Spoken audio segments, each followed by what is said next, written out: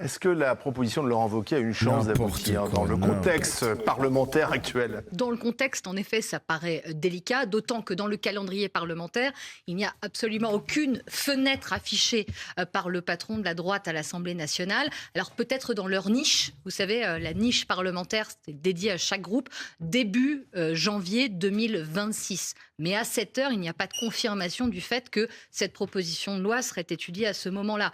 Et c'est vrai qu'au vu du calendrier par ailleurs, du budget, on ne va pas revenir là-dessus, mais c'est vrai que ça paraît délicat d'étudier une fenêtre de tir pour discuter de cette proposition de loi et de sa faisabilité, parce que c'est ça aussi qui est pointé du doigt par leurs détracteurs, c'est de dire comment, une fois qu'elle est votée, on met et on l'applique et on la met en œuvre. Chef, c'est fini, encore chef. Une fois,